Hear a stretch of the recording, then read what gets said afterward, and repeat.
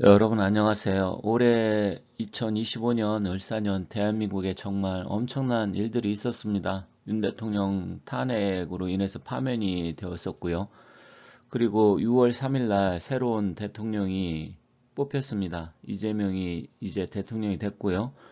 또 이렇게 돌아가는 이 현실이 받아들이기 힘드신 분들이 많겠지만 일단 현실적으로 봤을 때 이러한 냉정한 엄혹한 현실을 그대로 좀 받아들여야 될 것 같습니다.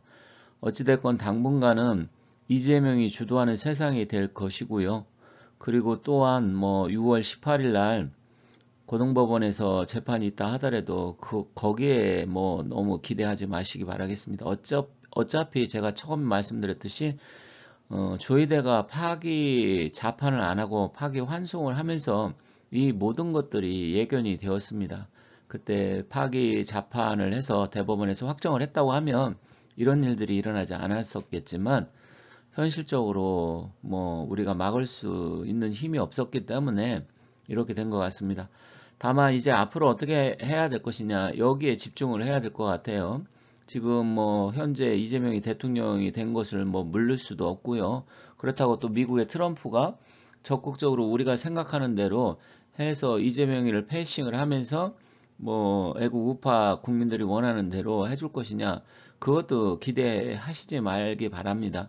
저는 애초부터 트럼프에 대해서 기대를 안 한다.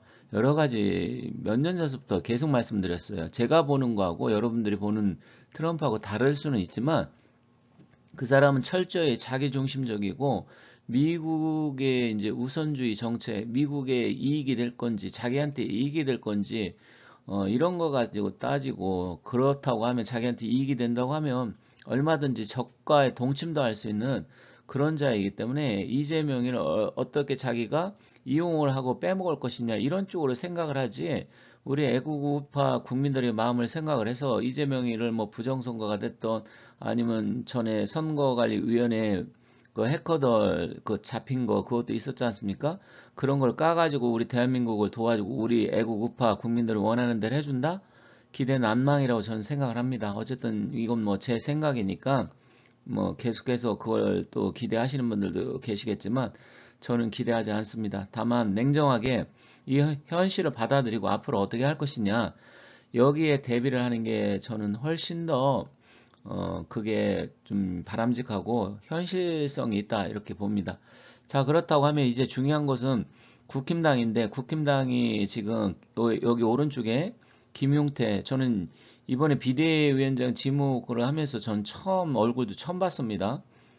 김용태라는 사람한테 전에 전혀 관심도 없었기 때문에 처음 봤는데 어찌됐건 김문수 후보가 과연 그럼 어떻게 될 것이냐. 그런데 이 김용태는 새 비대위는 전당대회 준비하는 것으로 이제 그친다. 그 관리형 비대위가 될 것이다. 이렇게 이야기를 했네요.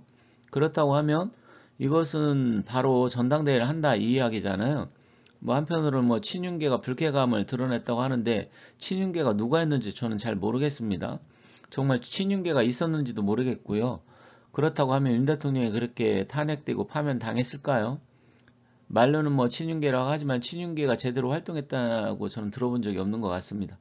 그렇다고 하면 이 전당대회를 여기 김문수 후보가 나서서 국힘당을 장악을 할 것이냐, 그래서 대표가 될 것이냐, 이런 것들이 굉장히 중요합니다.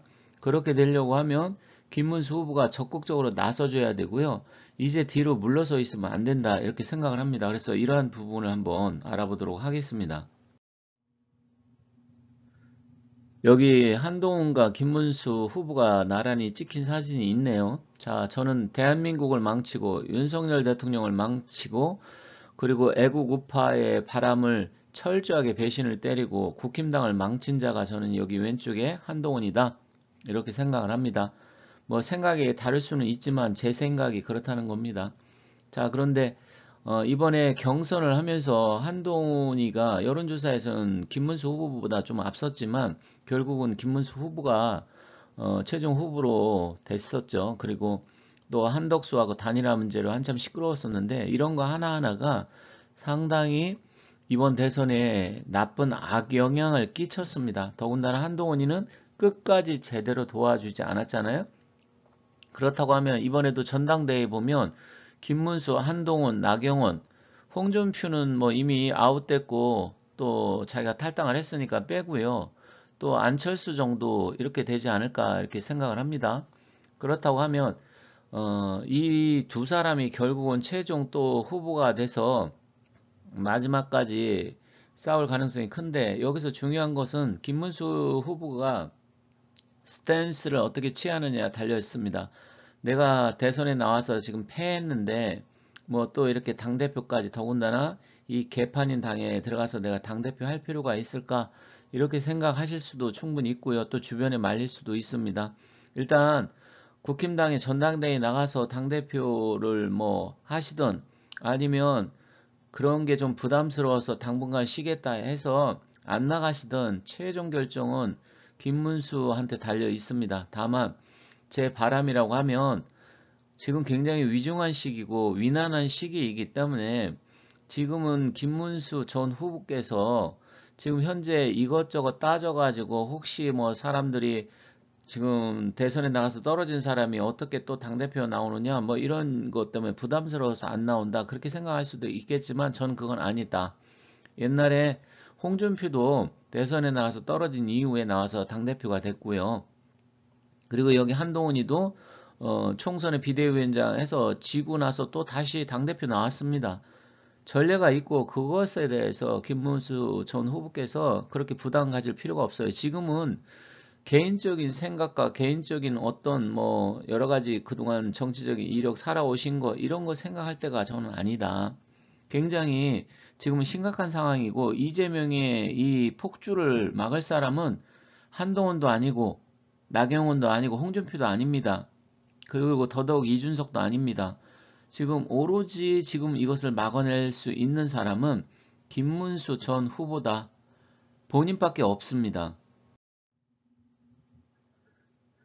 지금 김문수 전 후보께서 조금 더 깊이 있게 생각하시는 건 좋겠지만 너무 시간을 끌면 안 되는 게, 이번에 김문수 후보가 거의 부정선거가 없었다고 하면 50% 가까이 득표를 했습니다. 부정선거 했음에도 불구하고 약 42% 가까이 했는데, 더군다나 이준석이가 거의 8% 가까이 했지 않습니까? 그런데 이준석이한테도 저는 표를 얹어줬다고 생각을 하는데 이거 대단한 거예요. 일단 김문수 후보에게 지금 국민들이 관심이 많고 거의 50% 가까이 지지를 보냈다? 그러면 김문수 후보가 여기서 멈추고 또 TV에 노출이 안 되고 사라지게 되면 아무런 의미가 없어요.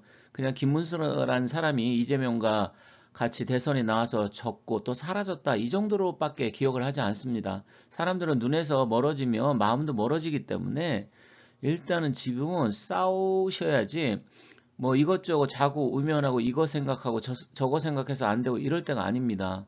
그리고 사주의 운기로 봤을 때도 27년 정민년까지는 3년간은 강한 기운이 들어와요. 그래서 좀 더 여기서 멈추지 말고 적극적으로 움직여야 되고, 내년에 또 지방선거가 있고요. 또 2년 뒤에는 바로 또 총선이 있어요. 총선 지방선거도 굉장히 중요하잖아요. 그래야 김문수 후보한테 미래가 있습니다. 더군다나 지금 망해가는 국힘당도 김문수 후보가 다시 고쳐가지고 제대로 될지는 안 될지는 모르겠지만 어쨌든 국힘당을 장악을 해야 되고요.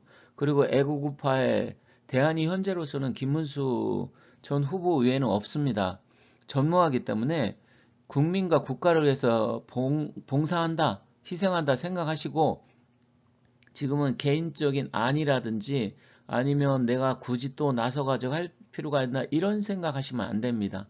그래서 마지막으로 제가 부탁드리고 싶은 것은, 좀 힘들고 어려운 점이 있으시겠지만 여기서 시간을 끌면서 뒤로 물러나 계시면 절대로 안 된다. 그러면 더 이상 기회는 없고요. 대한민국 굉장히 위난하고 힘든 상황을 막아줄 사람이 없습니다. 그래서 좀 명심하셔가지고 본인 한 분이 국가, 민족, 또 애국 우파, 나라를 생각하신다고 하면 독립한다는 애국 열사의 마음으로 좀 잘해서 띄워주시길 바라겠습니다.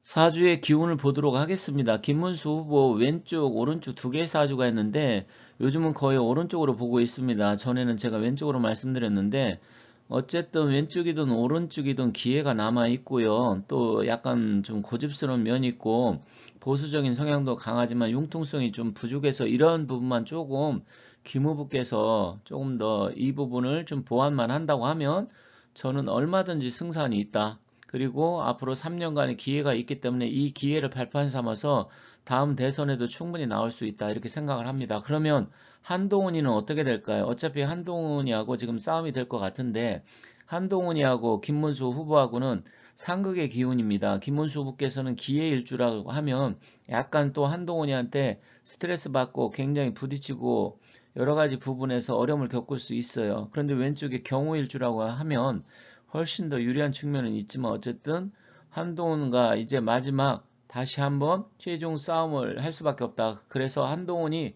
세력을 몰아내지 않으면 대한민국 그리고 국힘당의 미래는 없다. 저는 이렇게 생각을 합니다. 그리고 이 교활하고 사악한 한동훈이가 이번에도 또 해서 장난질을 칠 텐데요. 어찌됐건 한동훈이는 의뢰일주고 김문수 후보는 기회일주입니다.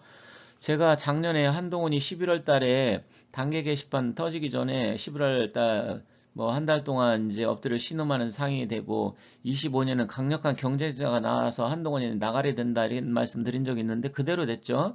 강력한 경쟁자가 김문수 후보가 되었고요. 결국은 또 이번에도 김문수 후보하고 또 맞닥뜨려 싸우게 되는데 올해 개인적인 운기로 보면 한동훈한테는 유리하지 않습니다. 그래서 김문수 후보한테 훨씬 더 승산이 있고 잘 될 것이라 보고 있고요. 어쨌든 한동훈이 사주는 다음에 기회 있을 때 다시 한번 제대로 풀어보기로 하고요. 김문수 후보가 자고우면 하시지 말고 힘드시겠지만 국가 민족 또 애국 우파를 생각하셔서 본인이 적극적으로 나서야 승산이 있다 이 말씀 드리면서 마치도록 하겠습니다. 감사합니다.